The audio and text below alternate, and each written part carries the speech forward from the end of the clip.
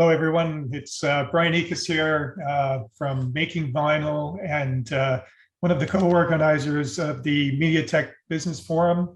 We're super happy to have you here today, especially with our first session of the new year. Happy New Year to everybody.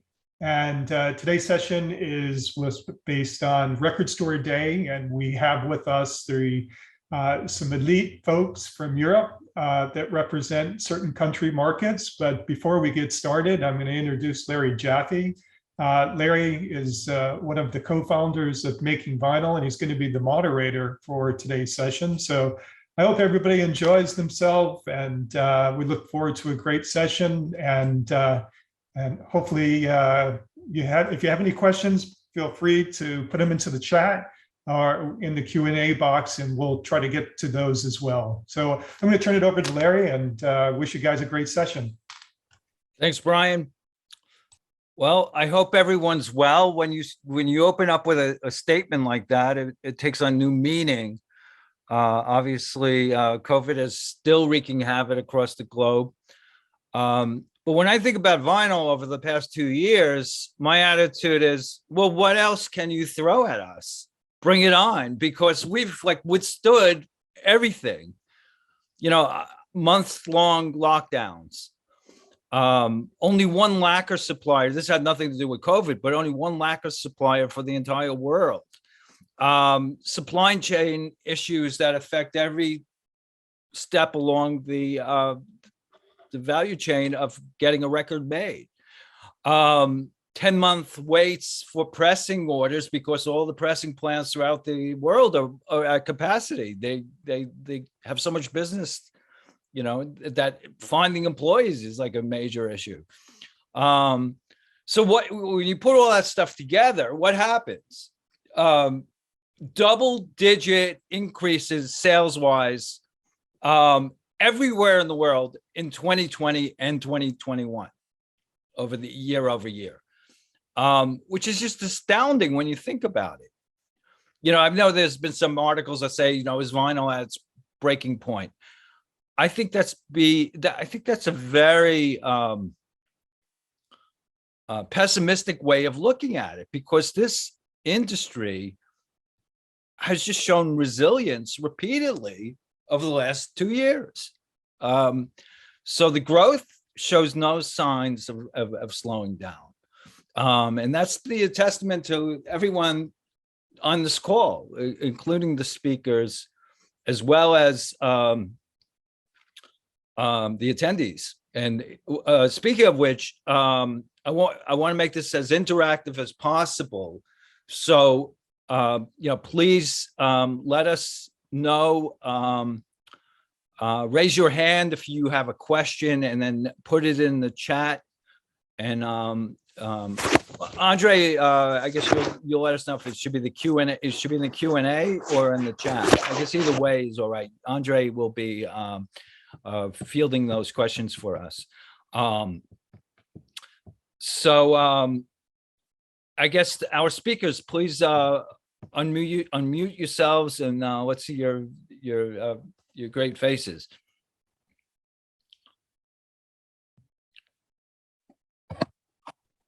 Thank you. So, as Brian said, we would like to hear from several of the leading European countries in terms of this Record Store Day journey that has, just catapulted from strength to strength over the past dozen years or so. I know in the US, this April will be the 15th anniversary. And, maybe we could walk through a little bit of the history, I guess, starting with Great Britain and then the Netherlands as well. So what I'd like the speakers to do is, introduce yourselves, talk a little bit about how you became involved in Record Store Day. And then I guess we'll come back and, get into what's happening these days. So ladies first, I guess Megan and Esther, which actually, just as it turns out, were the first European countries to join Record Store Day. Am I right about that? Yeah, that's right. I think so. Yeah. Who do you want to start? Okay. Thank you, Megan. Cool. Go. Hi. Yeah. So I'm Megan. I'm the Record Store Day coordinator for the UK. I work at the Entertainment Retailers Association, which is the trade body which represents hundreds of the UK's independent record shops and lots of other retailers that sell music, video, and games products. And I've worked for Record Store Day for about 7 years now. So I kind of come in very fresh faced at 21 years old as a bit of a record collecting nerd, and was allowed to be handed the job of dreams effectively at an early age. And I've just kind of been there since. And I think you're right in that Record Store Day kind of took place in the UK rather informally in 2007. It's a handful of shops that came together and celebrated the day without any product. And then soon after, the record labels kind of realised that there was something quite special within that group of shops, and there was an actual, important reason to back this campaign, and that's when we first started seeing the new releases coming through. So since 2007, I think we had 5 shops, and we now have 250 shops participating to this day. Fantastic. And I guess a lot of those shops are new businesses that were started since this resurgence. Yeah, absolutely. That's something we've seen very surprisingly over the last 18 months. I think we're very aware of, the challenges and how grim the world has been for retailers.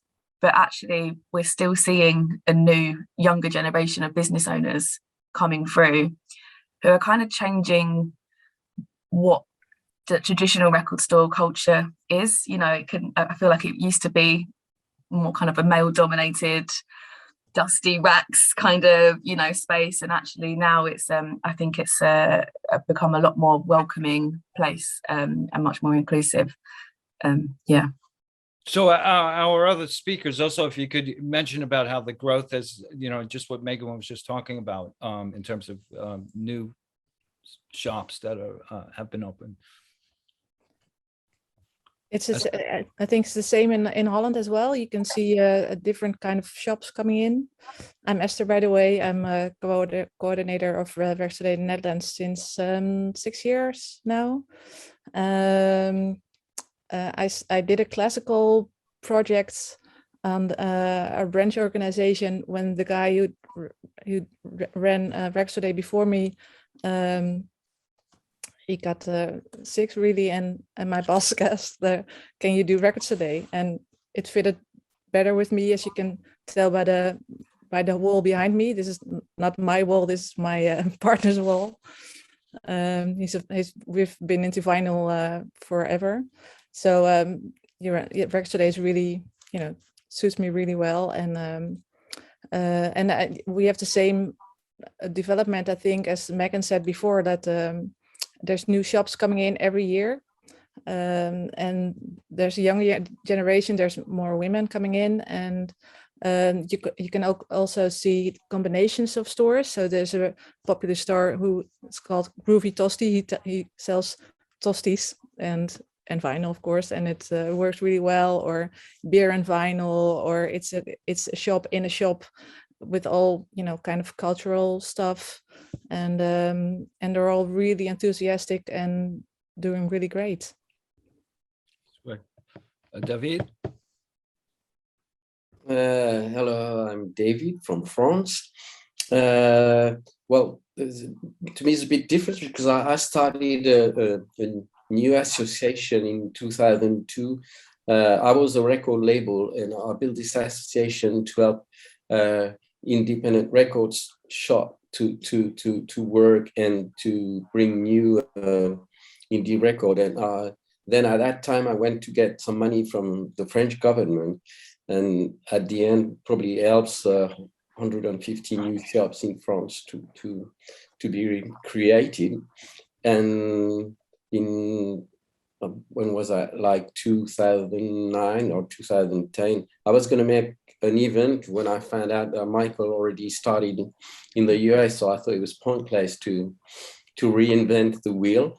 So I called Michael to see if we could be associated. And now the impact it has in France on vinyl, and how the new shops also come with a return on vinyl, and also with the money we can get from the government. It's about €1 million every year to help indie record shop. That goes to these people. So yeah, it's quite a dynamic for indie record store to come. I'm sure other countries would be very envious to get the government money subsidies. Absolutely. You just have to ask and explain that it's not a choice. Well, I mean, you've also shown that it really helps in terms of tax revenue that wouldn't have otherwise existed. So I mean, you demonstrated how it does help the government. Exactly. That's how I explained to the Minister of Culture. It was in like 2007, or I was explaining every euro that she was giving to my association, they were at the state would get 3 back just in VAT. And that was at the time, but now it's probably 10 or 15. So it's good business for the state, for the government. Right. And at that stage, I mean, look what the business was, the size of the business then compared to what it is now, and all the euros that are coming in now. Yeah. Yeah. I mean, Jan, let us know what's happening in your territory. Okay. Hello, I'm Jan. I'm looking after Record Store Day in Germany, Austria, and Switzerland, in the German-speaking area. And yeah, one development that I witness is same thing as Megan and Esther already mentioned, is already or still a bunch of new shops opening and wanted to take part in Record Store Day. And what is different to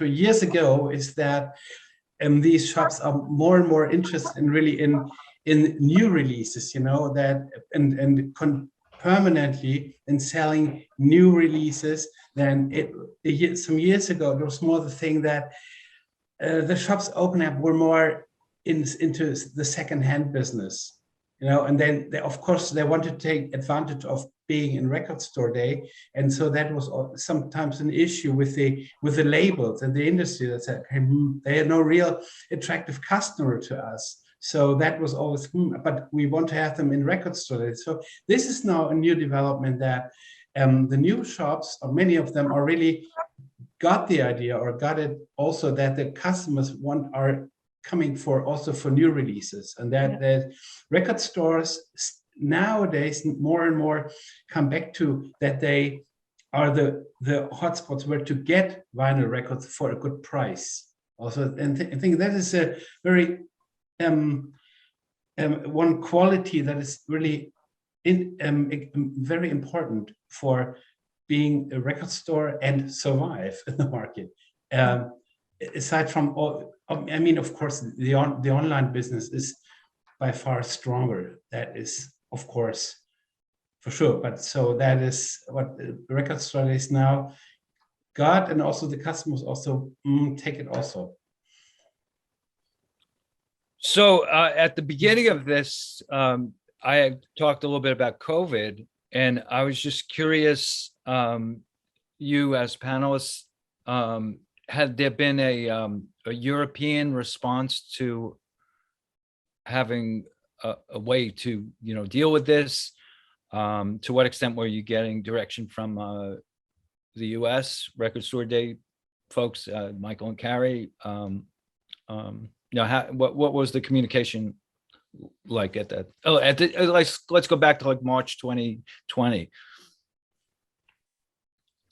I mean, I think the thing that we all quickly realized is that every territory was in a completely different situation at any given time. So trying to devise plans which were able to be implemented globally was really tricky. Even though obviously we were all in contact with each other kind of every day at the time, especially around Record Store Day planning, to try and find a solution that benefited the most stores globally at any given time.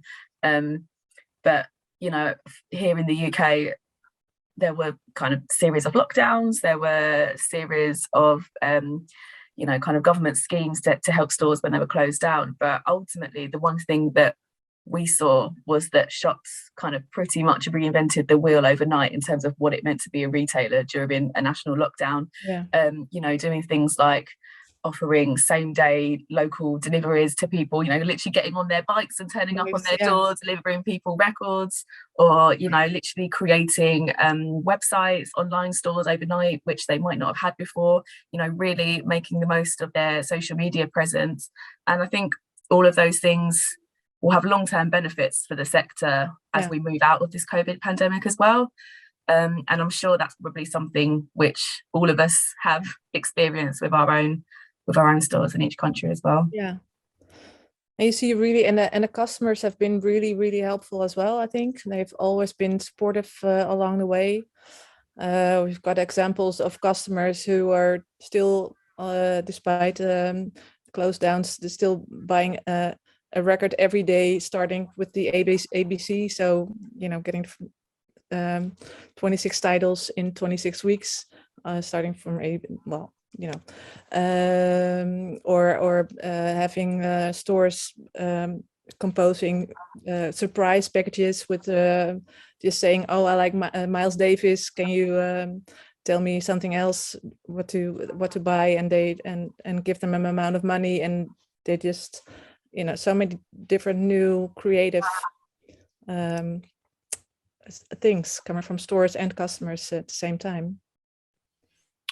Besides dealing with COVID issues, I was just curious to what extent the four of you speak to each other, you know, just about distribution issues or releases, or, you know, is there an opportunity for that? As well as, you know, other territories that are... I mean, if it comes to issues, we talk. I mean, we're generally in communication, especially in the run-up to Record Store Day. There's always agreed comm schedules and timelines with everyone, and we all have to individually go back and work out, you know, the best date for Record Store Day with our various holidays that we all have in, you know, it ends up that there's a king's birthday in the Netherlands, which we, and there was a queen's birthday in the UK. So yeah, we're all, of course, always in touch about these things. But again, we also do operate very independently because, you know, like independent record stores, we're all completely different. And so we, you know, as much as we agree that, you know, the kind of broad marketing plan and the broad comm schedule, actually the beauty of Record Store Day is that we all get to go away and put our own special mark on it and make it work for our markets. Yeah, absolutely. And I guess the great thing about Record Store Day is that it's a celebration of record store culture at that shop level, you know.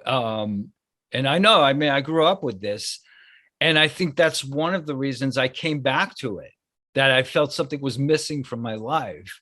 And it just so happened that, you know, thank you, Record Store Day, for emerging.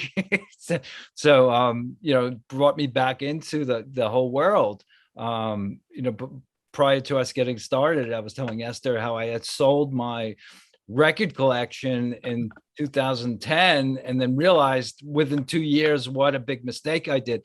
And I mean, honestly, in 2010, I wasn't aware that Record Store Day was getting started at that point.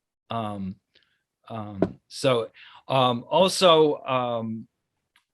in terms of the origins of Record Store Day, there was like this story about how Michael Kurtz had met Billy Bragg at the airport at South by Southwest, and Billy had just read about this thing called Record Store Day, and he sort of, you know, expressed interest in getting involved. And I found out later, well, you know, Billy, it took a couple of years. He did do some performances, but, you know, it was a while before he actually, you know, that wasn't necessarily the catalyst for for it happening, you know.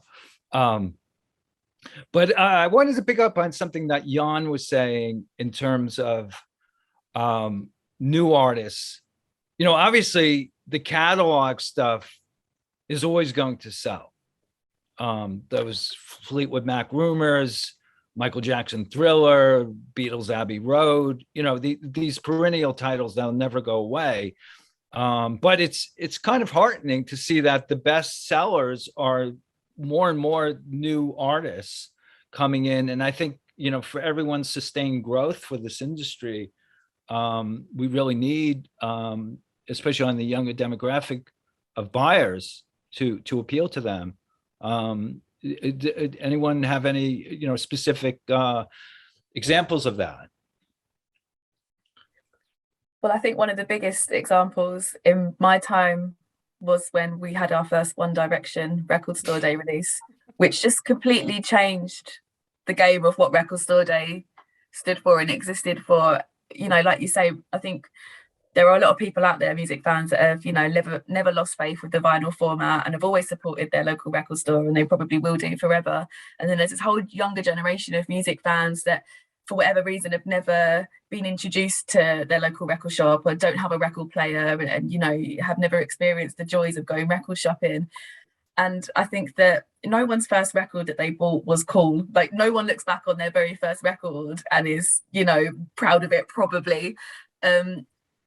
So Record Store Day, I think when you've got those One Direction releases, those 5 Seconds of Summer or Britney Spears or whatever it is, like, it's your first entrance into this world. And hopefully on Record Store Day you're experiencing something quite magical as well, because there's a big party, there's a big celebration. It's bringing everyone together over their shared love of music, no matter what that music is. So I think it's more important for Record Store Day than ever before to make sure those artists are represented, and, you know, record stores are not to be the gatekeepers, I guess, of what good music is. Just allow everyone to love whichever music that they love. So yeah, the One Direction one was crazy. We've got the same experience, and especially, I don't know if it's because of COVID, but especially the local artists are doing better than ever. I don't know if it's COVID wise, because of you're supporting not only your local record store, but also your local artists, because they're not allowed to play live, of course. But yeah, we've got the same example, not on the scale of One Direction, but with a Dutch band called Kensington.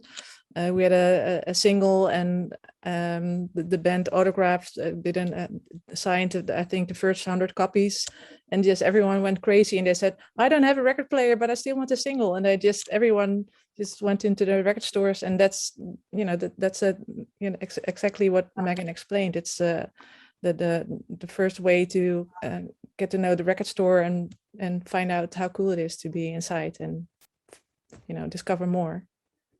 Now, a large part of Record Store Day traditionally is the in-store performances, and COVID's prevented a lot of that, I guess. I was just curious if any of your territories have been able to do any kind of in-store, or did you pivot to do it virtually, you know, via Zoom with local artists? Yeah, we did a Zoom session last year with 6 local artists, and it did really well for us, like social media wise. But yeah, we were only able to use 2 stores to have those in stores, and we had of course the RSD drops, which had worked out really, really well sales wise. But I think the stores won't want to go back to just having one day and having the party again with having the in stores. They really, really miss that. I'm curious what you're hearing from the shops, in particular, you know, what's working and how forthcoming are they with other shops. So I mean, one of the things Brian and I have always discussed is how this industry really wants to help each other. Like, it's not as competitive as, say, at the early days of the CD business that, you know, it seemed like, you know, survival of the fittest mentality. This is more cooperation, because it helps everyone. And I was just curious if that's, you know, what you're seeing among your members in your organizations.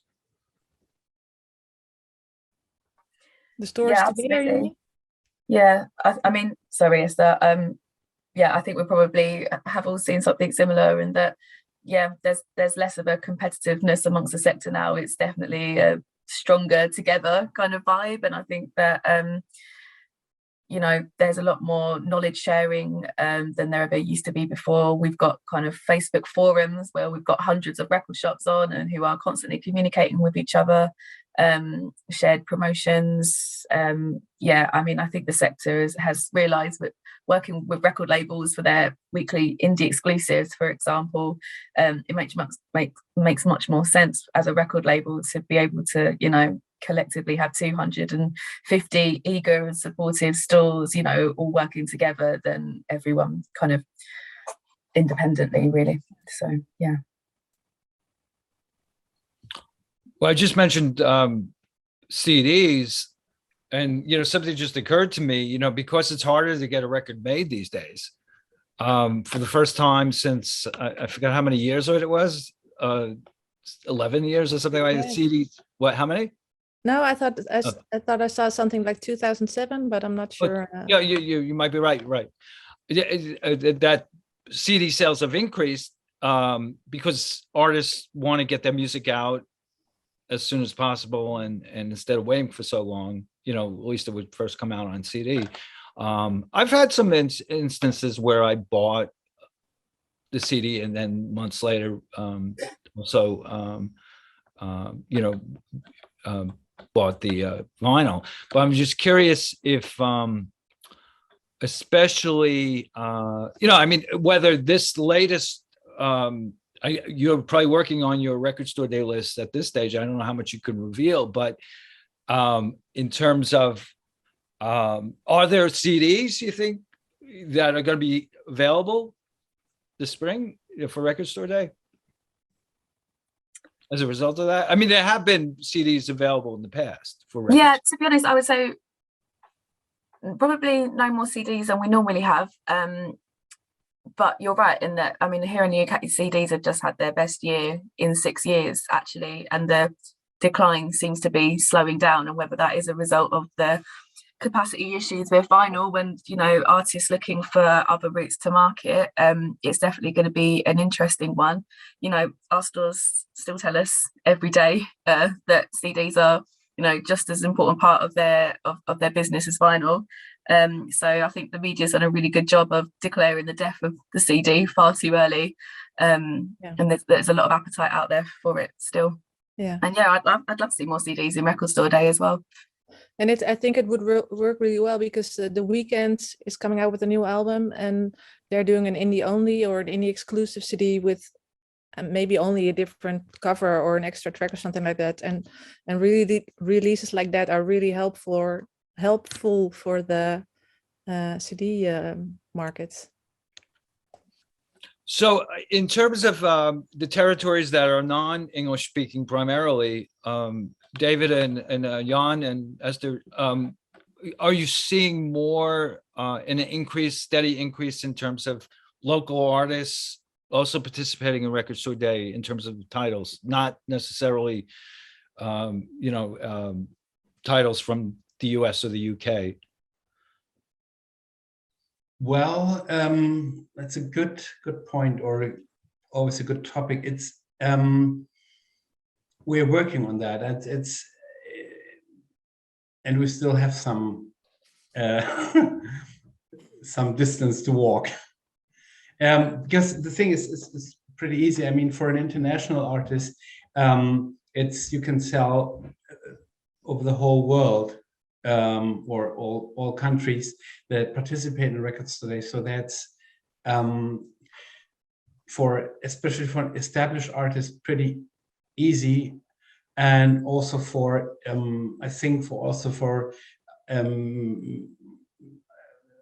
little or mid-level artists, still an okay scenario. But if you are limited to only your domestic market, I mean, to be honest, there's no German band aside from Rammstein, Neubauten, just a handful that are relevant for international for the international market, or the US market or UK market. So and that's really and then there's this the majority or the bunch of really brilliant international releases on records today. So that's a pretty tough competition. So that's absolutely not recommended for upcoming bands to put the toe in, you know. And so, and also with the very limited sales expectations, I have always it's a lot of negotiations with our local record labels to bring out a record store piece, you know, on the risk with very limited sales expectations. So that's our situation we have to face here.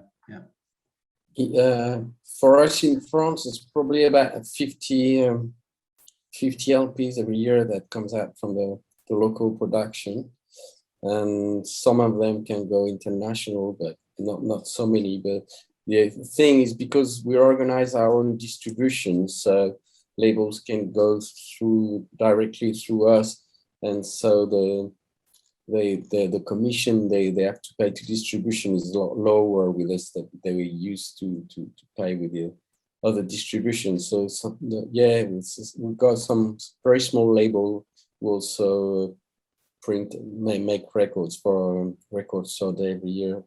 From the beginning, we always used to have about a third of the production, well, a quarter of a third of the production that's released come from our local labels. Well, here's a question. I mean, as raw materials become scarcer, to the aforementioned supply chain issues, are you seeing less variations in terms of colors that might be, you know, one of the selling points for a Record Store Day release? Did that start last year, or you know, I guess we'll wait to see what's happening this spring. Not so far. Yeah, I can't say I've seen a huge difference in terms of colours and formats on our list at the moment. I guess that lends itself to the collectability from the consumer standpoint, that's why they want these particular. Yeah, and I think Record Store Day is about creating those extra special editions of things. You know, everything on the list has to be on there for a very compelling reason, because it's the most special version possible of that release. So it's a kind of part and parcel of taking part in Record Store Day, really, is that there's, you know, normally something cool done with the format. Right. Also, if you have questions, you know, now's a good time to start, you know, feeding us with those from the audience. One of the things that I think Esther had brought up was e-commerce.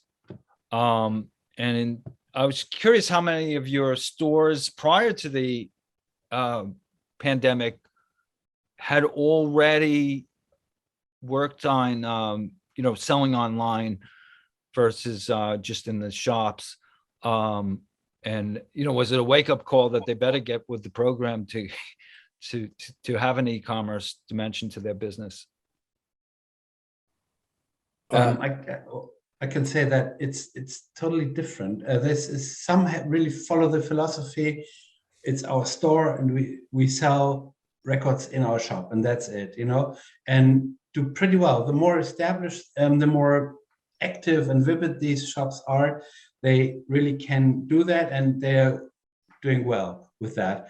But of course, those who already had before also a kind of in their own mail order back end on shop that is also and they really prospered a lot during the pandemic, and really extremely sometimes, and yeah, I think it's good for the shops that really many of them can really increase their sales, their overall sales. But I'm really hoping that once the pandemic is over, that for Record Store Day, that the customers do not really expect that they can easily get the Record Store Day releases online as well, so that they are forced to come back to their shops. That's what I'm really curious and looking at, expecting that. Yeah. So we have two questions from the audience. How is inflation affecting, I assume it means retail pricing? And I would add to the inflation also, we hear the supply chain issues were also, what we're looking ahead is perhaps increased consumer prices on new releases. So is that what you're hearing too from your suppliers? Well, here in France, it's quite of a problem because the price has been increased so much for the vinyl, and then the record shop, they are the owners, they all complain about it, and customers as well, because the price has been ridiculous, raising since July. I know the factory who makes vinyl, they increased a little bit the price, but nothing to do with what's the major label went, like Universal and Warner. For France, I know maybe there's a big difference between how much money the people get in the US and what people get in France, and that brings that different. But it's a hell of a problem right now, and all the record shop complain about the price, and also customers. We have exactly the same in Holland, and the media picks up only because there's so many great things happening right now around vinyl, and especially young people who are coming into the stores. But the media are picking up the small thing about the pricing, so it has a bit of a negative effect on the whole, I think. So I experienced the same as David. Or we experience the same. Also, I have to say that it's very complicated for the public to understand, and also for the owners of the shop, that some of the labels don't rise the price, like Sony didn't. A lot of indie label didn't increase the price that much, and they can't understand why. That, I mean, there was for example, the Nirvana Nevermind, like in France, like 2 or 3 years ago, was €10 in some of the shop, and now it's €30. So it's just crazy, and it means nothing for the public. And it's about the same mistakes the industry is doing that they did with a CD at one time, when you got CD for nothing. Or and you got the price to €12 one day, 15 days after it's €15, and then six months after it's €6 or €7. It doesn't mean we have to I think to be realistic in the price. Like today, the supplier, the company who makes vinyl, they increase the price for 20%. But that, I mean, instead of paying €2, the labels pay €2.20. There's no reason why the increase of price should be like €10 more than it was like before July. It's something wrong about it. I'm sorry to. No, I think bad news, but it's really a problem. I mean, one of the things I wonder is, and I've read this theory online somewhere, that the used market might also be impacted by it, and that used prices will go up because the new reissue prices have gone up. Possible, effect of all this. I want to take another question from the audience. Carl Mello from Newberry Comics, points out that the younger generation, which we've spoke about and how important they are, they live on TikTok. So to what extent are Record Store Day, is Record Store Day, taking into account that? I think record sellers have done a really great job on Instagram, for example. But is the next, new trend TikTok? Yes, definitely. I think we're launching ours ahead of this Record Store Day. But I think it's very easy to just have to proclaim that TikTok is the answer to everything connected to young people. And actually, if you're going to venture out into TikTok, you've got to have some really good content. And actually what we've seen is that people are already talking about Record Store Day in that community anyway, even without us having to ask them to do it. So we obviously keep tabs on it, and we're going to ask, a lot of artists to be more proactive in terms of making sure that as they're promoting their Record Store Day releases on their Instagram, on their Twitter, TikTok is also part of that marketing campaign for us in the UK this year, and is added to the list of requests that are asking artists to do.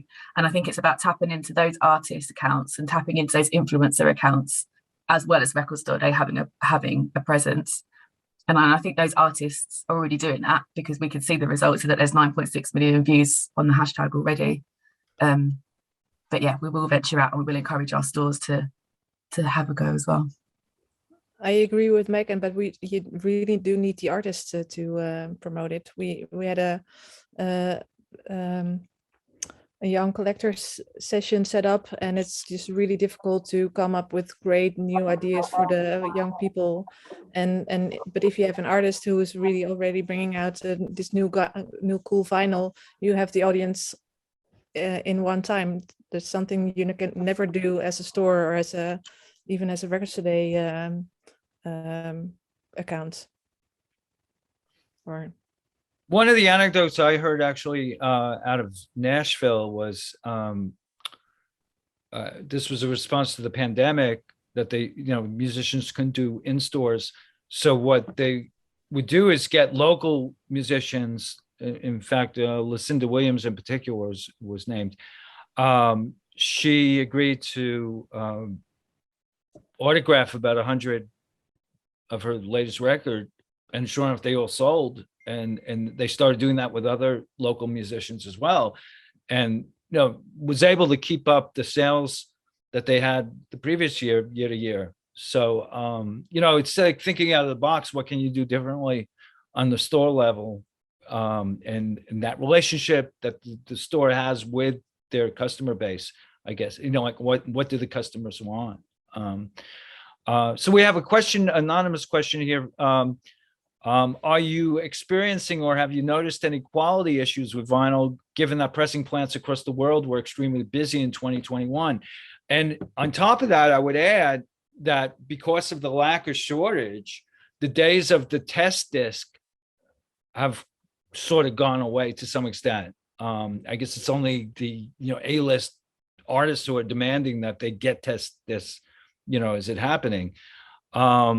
So I was just curious about that. Do you hear quality issues or more returns about records? And to what extent does that often relate to the lower cost turntables that might be the reason why a new album skips?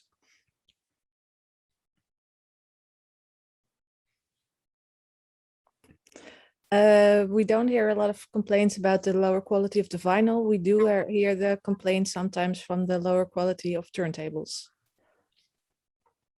David, you smiled, so what do you? No, but it's funny because that's a discussion we had like years ago on the Record Store Day meetings in New York. Because at first, when the vinyl started to grow up like that, there was all the label was starting to print vinyl, but the quality was very bad at the moment. And I remember complaining. I can't remember which label, but it was for everybody. I was saying at one time, like, be careful, because everybody's saying like vinyl sound is very good, but it's because most of journalists are deaf. They don't want to make the difference, but if they do, we'll have a problem because the quality is not there. But I think that they improve a lot the quality for the last years, and most of the vinyl I hear are pretty good. I mean, I'm saying that I spent years and years in recording studios, so I'm a bit touchy on that, even if I lost most of my ears now. But I think the quality now is pretty good, really. We have another question here from anonymous attendee. What is your forecast for the next 5 to 10 years in terms of the new vinyl demand? Is the current surge just a spike, or do you see it as an ever-growing business because labels see it as another source of income? Any other reasons for it being long-term growth?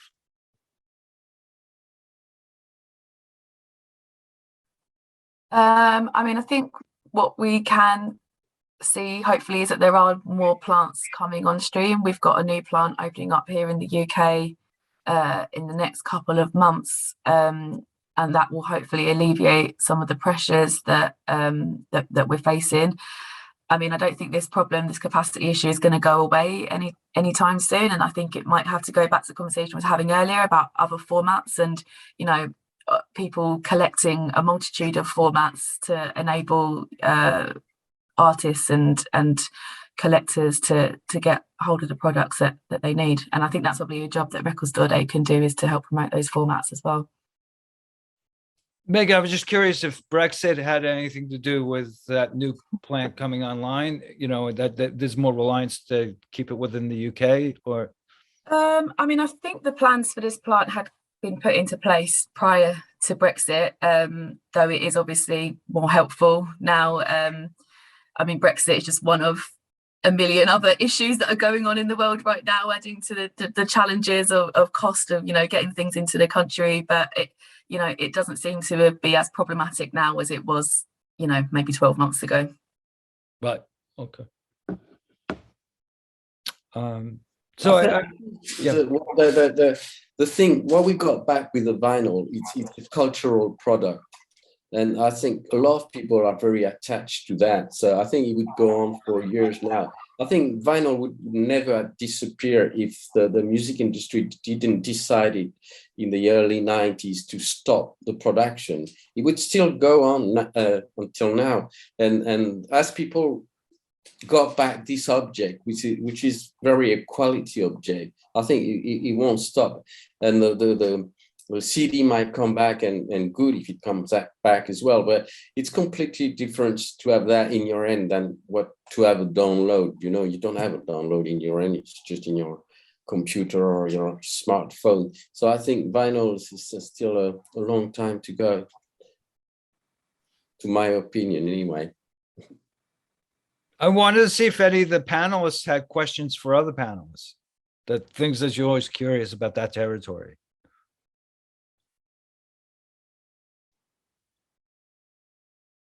No. Esther? I probably, one thing to mention, what Megan mentioned, the new pressing plants coming up, and so that's definitely a very good signal. But in previous of this call, I called up our local pressworks, Optimal, and asked about what is the status at the moment, what's about, and they said that, of course, the raw material, this will also be being normalized in a few months, few years probably. But at the moment, the more important issue is that to find qualified people to work the machines, and to maintain also both things. You know, that is the bottleneck at the moment, and they could do more if they had more manpower, actually. So that's, a question just came in, Chip. What are your thoughts of the recent MRC report that show 82% of vinyl sales were from deep catalog reissue, leaving 18% to new music? You know, artists including Adele, Ed Sheeran, Billie Eilish, biggest pop artist. What does that say about vinyl sales and what we should expect in the future? Well, one thing I can say, we just opened a record shop like at the end of November, and from the catalog we got, this was half of it were the catalog things like Led Zeppelin, and half of it was new. And the funny thing, most of we sold was like for 3/4 with new stuff. So I don't know how it's gonna be, but that for the last months anyway, it was funny to I wouldn't think it would go like that, but eventually it's all new stuff that we sold, most of it. Right. But I don't know if it's a principle, but It could be a pricing thing, though. I was quite surprised. Could it be a pricing thing as well, though? Because our number 2 best-selling album of last year was indeed Rumors by Fleetwood Mac. But what I hear back from all the stores is that all these young people coming in buying Rumors. It's not the 50-year-old customers who are buying it. It's just the young people, but they're also the ones with less money. So wouldn't it be the case that as well, if the new vinyl would be a little bit less expensive, that the new vinyl would come up as well? I'm not sure if it is though, but it's just funny enough, I had 2 Rumors in the shop, and we sold both of them. but we didn't sell any any Beatles, which I was really surprised, because I thought everybody would, especially on the Christmas time, I thought everybody would buy these records. But you're probably right. It's the price question is very important for young people, and especially where we brought that shop. It's a place where they have restaurants, and it's a big place, but with bars and a library and a lot of different things, and a lot of young people come in that place, and they don't have that much money. So maybe that's the reason why as well. Well, Carl Mello makes a really good point in the chat here about how the catalog is sort of widened, so it includes new artists who maybe their releases were a few years older, but that's counts as catalog, so that's why the 82% shows up in MRC. And also, I mean, by the way, that since we are talking about what MRC, I guess was the Nielsen company previously, which my understanding was always in conjunction with Billboard putting together these charts. One of the things I miss about the old Billboard is those charts that they used to have by European country. So we could see what was like the top 10 or top 20 in every single place, that we don't know anymore, so, Billboard, if you're on the call, it'd be great if you bring that back. Also, a vinyl specific chart would be really, really nice. So I think I see Brian here. I think we're running out of time, right? I just like being on video with all of these people. I do have a question. Congratulations again on the success of Record Store Day, and an achievement to be celebrating the 15th anniversary this year. My question is what is the 25th anniversary going to look like in your opinion?